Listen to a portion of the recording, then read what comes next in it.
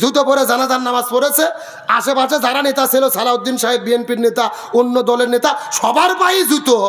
কিন্তু আজকে ঝড় উঠে গেল সোশ্যাল মিডিয়াতে যে জামাত ইসলাম একটা ইসলামী দল, আর সেই দলের আমির জুতো পরে কেন নামাজ পড়লো, ইসলামটাকে শেষ করে দিল, ইসলাম ধ্বংস হয়ে গেল, ইসলামের কিচ্ছু বোঝে না, এ আমির কেমনে হলো।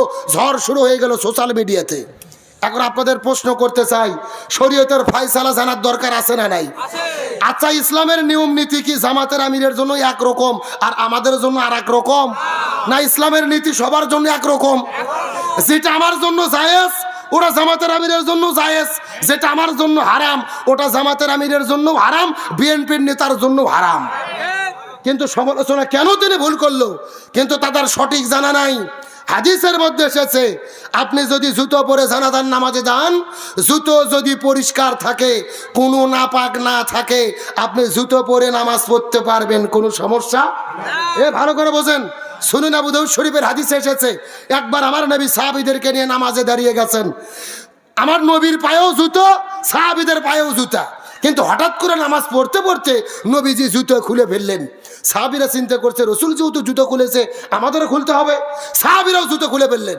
নামাজ শেষ হয়ে যাওয়ার পরে রসুল সাহাবীদেরকে জিজ্ঞেস করলেন, তোমরা জুতো খুলেছো কেন? সাহাবীরা বলতেছে, আপনি জুতো খুলেছেন, ওমা আতাকুমুর রাসূলু ফাখুযু, আপনি যা করবেন আমাদেরও তো তাই করা লাগবে, আমরাও তাই দেখে জুতো খুলেছি। রসুল বললেন, না, আমি জুতো পরে নামাজ শুরু করেছিলাম, আমার জুতোতে নাপাক ছিল, ময়লা ছিল, নামাজের ভেতরেই জিবরাইল এসে আমাকে বলে গেছে, সুবহানাল্লাহ কোন, এই জন্য আমি জুতো খুলে ফেলেছি। তোমাদের জুতোয় যদি ময়লা না থাকে, জুতো পরেও নামাজ পড়লে নামাজ হবে, কোনো সমস্যা নাই। আজকে আমরা শরীয়তের ফায়সালা জানি না, আমরা জাহেল, আমরা মূর্খ, আমরা আহম্মক। খালি দেখলেই হয় কোন হুজুর কি বললো ওটা নিয়ে মাতামাতি শুরু করে দেয়, আছে না নাই? আমাদের দেশে একটা কথা আছে, দেখতে নারী চলন বাঁকা, মানে যে যাকে দেখতে পারে না, মানে ও হাঁটে গেলেও বেকা বেকা মনে হয়। এই জন্য বলতে চাই, শুধু বিরোধিতার জন্য বিরোধিতা করেন না, হকের পক্ষে থাকেন, ইসলামের পক্ষে থাকেন। যে কোনো বিষয় সমালোচনা করতে গেলে ওই বিষয় আগে সঠিক জ্ঞান জানার দরকার আছে না নাই? এ ভালো করে বোঝেন, আপনি জুতো পরেছেন, নাপাক মানে কিন্তু ধুলো না, বালি না, কাদো না। আপনার জুতোয় যদি কাদো থাকে, ধুলো বালি থাকে, এগুলোর নাম হলো ময়লা। এগুলো কি? আর নাপাক কি? নাপাক হলো প্রসাব, পায়খানা, যেগুলো হারাম জিনিস, এগুলো হলো নাপাক। আপনার জুতোয় যদি ধুলোবালিও থাকে তাও নামাজ হবে, কিন্তু যদি প্রসাবের একটা ফোঁটা পড়ে থাকে নামাজ হবে, যদি পায়খানার অংশ থাকে নামাজ হবে।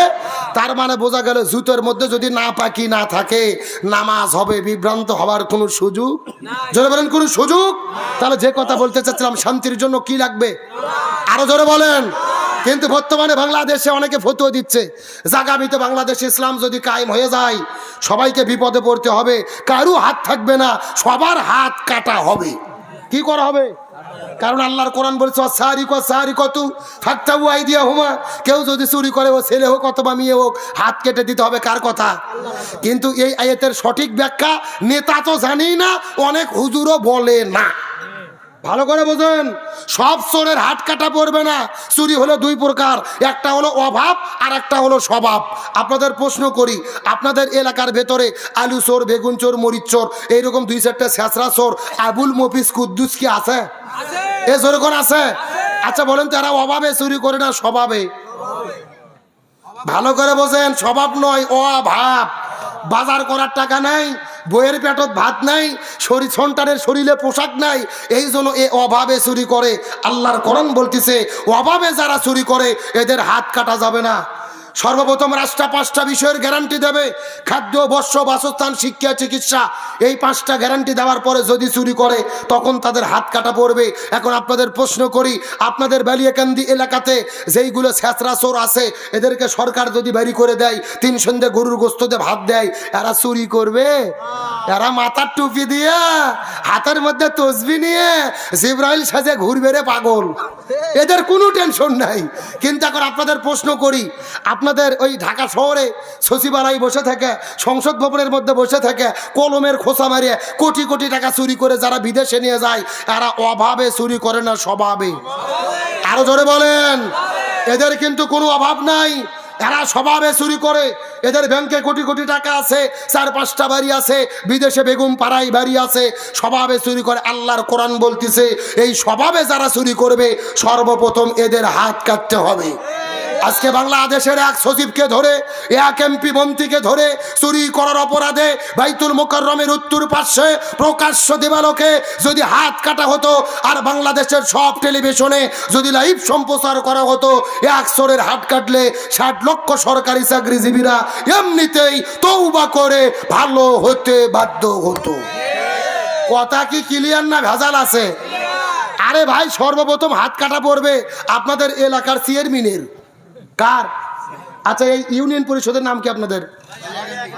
এটাই বালিয়াকান্দি। ভালো করে বোঝেন, এই বালিয়াকান্দি এলাকাতে একটা চেয়ারম্যান কি ফতুয়া বারে, কুরবানির ঈদের দিনে যখন গরু জবকের গোস্ত ভাগ করে, এরকম হুজুরদেরকে ডাক দেয়, হুজুর গোস্ত 3 ভাগ করেন তো, মুস্তাব পদ্ধতি। 1 ভাগ আমি খাবো, 1 ভাগ গরিব দুঃখী খাবে, 1 ভাগ পাড়া প্রতিবেশী খাবে, আমার ভাগে কমালে সমস্যা নাই, গরিবরা যেন কম না পায়। কি ফতুয়া, মনে হচ্ছে এইমাত্র জান্নাত থেকে পাইলে এলো।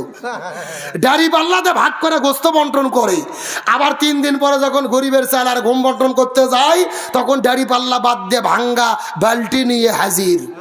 কথা কন লেখে দিচ্ছে 20 কেজি, বালতি দিয়ে দিচ্ছে 12 শেয়ার। একটা গরিব মানুষ লাভ দুটে বলতে, ভাই 20 কেজি কাগজে লিখে নিলেন, তো 12 শেয়ার দিচ্ছেন কেন? বলে বেশি কথা বললে কিন্তু তোর নাম কেটে দেব। তখন গরিব মানুষ বলতেছে, ভাই নাম কেটে দেন না, যা দেন খাইয়ে বাঁচি। হাসার জন্য বলে নাই, গভীর মনোযোগ। এই বাংলাদেশে এক চেয়ারম্যান আর মেম্বারকে ধরে চাল ডাল ঘুম চুরি করার অপরাধে প্রকাশ্য দেবালোকে যদি হাত কেটে দেওয়া হতো, আর সব টেলিভিশনে লাইভ সম্প্রচার করা হতো, এক চেয়ারম্যানের হাত কাটলে এই বাংলাদেশের 30,000 চেয়ারম্যান আর 1.5 লক্ষ মেম্বারেরা এমনিতেই তওবা করে ভালো হতে বাধ্য হতো। আমি গত 3-4 বার সৌদি আরবে গেছি হজ এবং উমরা করতে। সৌদি আরবে হাত কাটার আইন আছে, কিন্তু আমি কোনো লোক হাত কাটা দেখি নাই। 3-4 বার গেলাম। গতবার যাওয়ার পরে মসজিদে নববীর ভিতরে একটা শাইখকে জিজ্ঞেস করলাম, শাইখ আপনাদের এখানে হাত কাটার আইন আছে, তা হাত কাটা লোক নেই কেন? আমাকে বলতেছে, হুজুর আপনি পাগল হয়েছেন, যেই দেশে হাত কাটার আইন থাকে ওই দেশে চুরি থাকে না। সুবহানাল্লাহ বলেন। তার মানে বোঝা গেল আল্লাহর উদ্দেশ্য কারো হাত কাটা নয়, আল্লাহর উদ্দেশ্য দেশ থেকে চুরি বন্ধ করা। আল্লাহর উদ্দেশ্য পাথর মেরে মানুষ হত্যা নয়, আল্লাহর উদ্দেশ্য জিনা ব্যভিচার ধর্ষণ বন্ধ করা। সুতরাং আপনাদের বলতে চাই, স্বাধীনতার 54 বছর পার হয়ে গেছে, একদল ক্ষমতায় এসেছে আর একদল বিদায় নিয়ে চলে গেছে।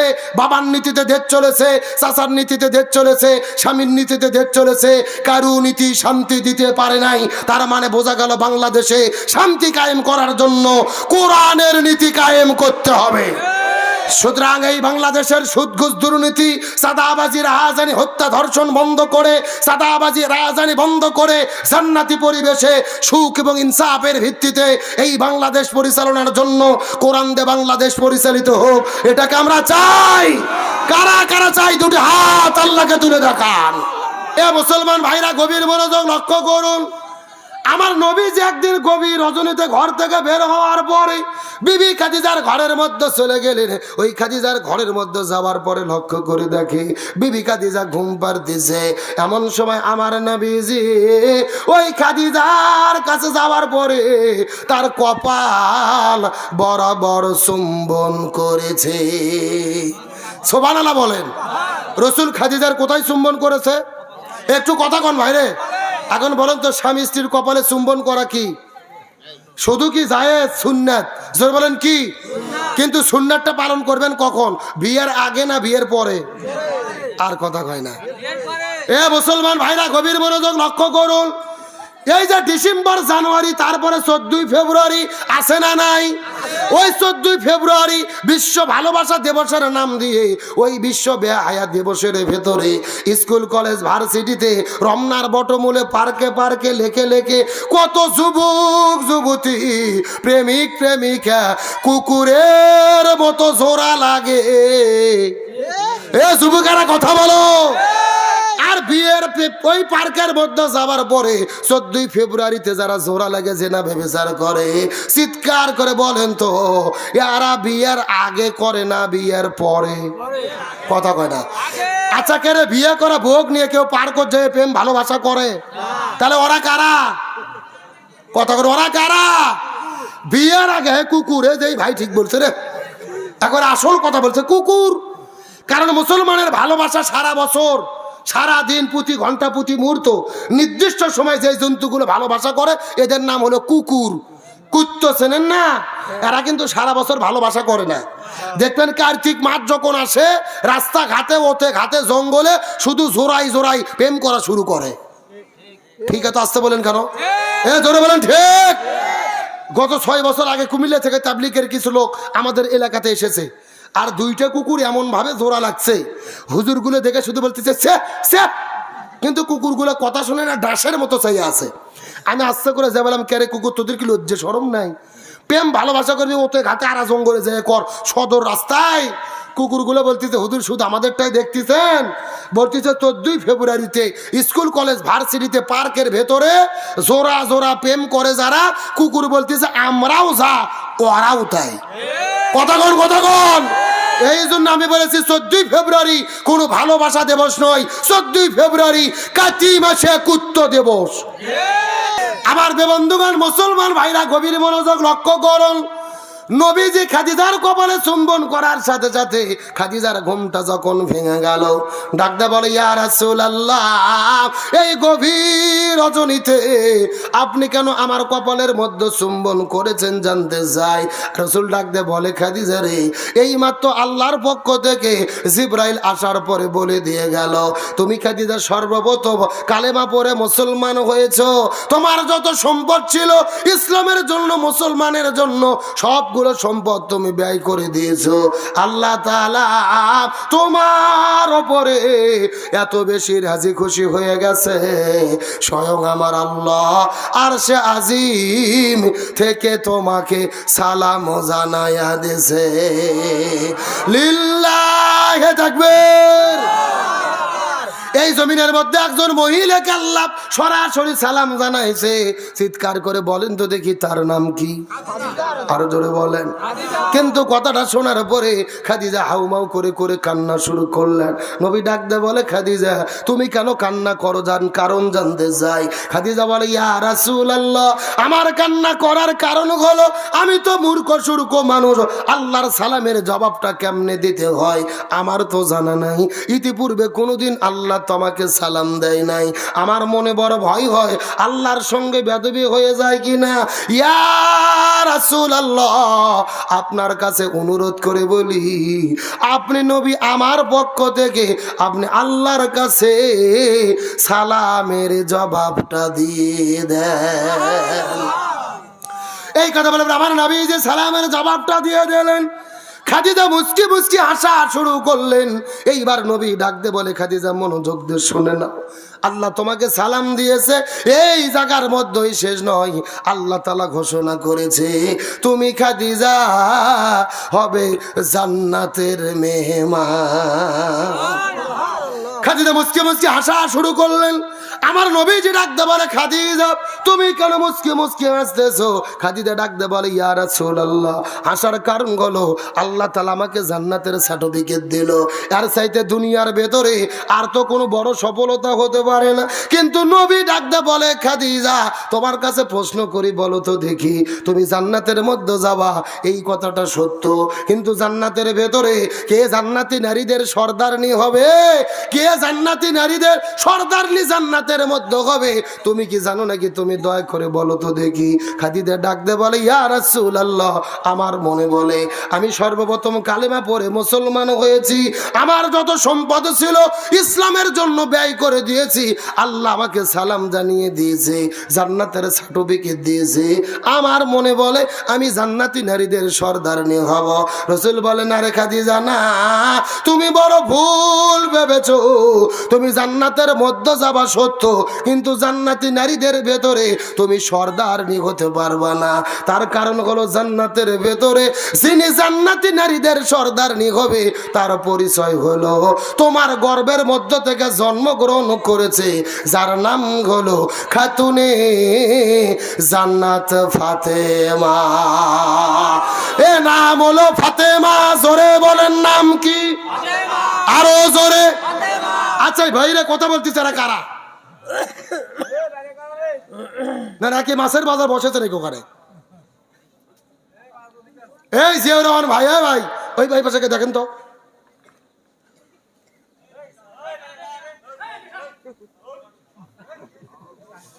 এ মুসলমান ভাইরা গভীর মনোযোগ লক্ষ্য করুন। জানেন আর যেমন আপনাদের মধ্যে আসতে পারবো কি পারবো না, শেষ কথাগুলো ভালো করে বোঝার চেষ্টা করেন। তার মানে জান্নাতি নারীদের সর্দারনি হবে নাম কি? এই কথা শোনার পরে আপনারা তো ঠিকই সুবহানাল্লাহ বললেন, কিন্তু খাদিজা কি সুবহানাল্লাহ বলছে নাকি? বলে নাই। তার কারণ হলো মহিলাদের মধ্যে হিংসা আছে না নাই? বেটার বউ চায় না শাশুড়ি আমার ওপরে থাকুক, আবার শাশুড়িও চায় না বেটার বউ আমার ওপরে উঠুক। তার কারণ মহিলাদের মধ্যে হিংসা আছে না নাই? কিন্তু খাদিজার এই জন্য মনটা বড় খারাপ হয়ে গেল। ইয়া রাসূলুল্লাহ, আমি হলাম মা আর ফাতেমা হলো মেয়ে, আমি হব শুধুমাত্র জান্নাতি মানে কর্মী, আর আমার মেয়ে ফাতেমা ও হবে নেত্রী সর্দারনি।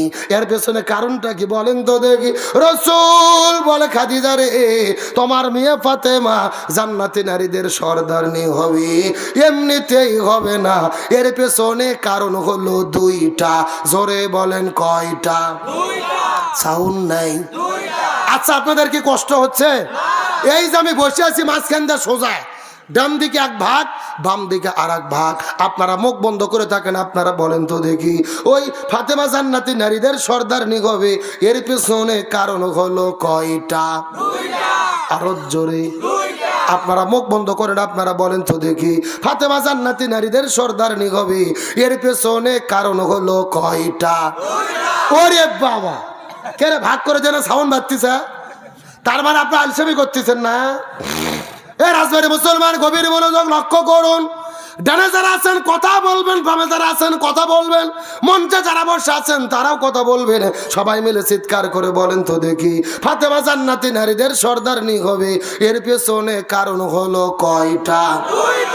আরো জোরে, জোর হলো না? কোন দুইটা কারণে ফাতেমা জান্নাতি নারীদের সর্দারনি হবে জানার দরকার আছে না নাই? এ জোরে বলেন আছে না নাই? আপনাদের দরকার না থাকলেও মহিলাদের দরকার আলোচনা চলছে চলছে। তাহলে চিৎকার করে বলেন শান্তির জন্য লাগবে কি? এই কোরআন যতদিন জমিনে কায়েম না হবে ততদিন শান্তি পাওয়া যাবে। তবে এই জমিনে যারাই কোরআন কায়েমের কথা বলে এদের বিরুদ্ধে ষড়যন্ত্র আছে না নাই? এ ভালো করে বোঝেন, বাংলাদেশে দলের অভাব নাই। অন্য অন্য দল অপরাধ করলে অতটা প্রচার করা হয় না, কিন্তু কোন হুজুর যদি অপরাধ করে, ইসলামী দলের নেতা যদি ভুল করে, এলাকা থাকাই যায় না। এ ভালো করে বোঝেন, রাজনীতির জন্য বলতেছি না, শিক্ষার জন্য বোঝেন।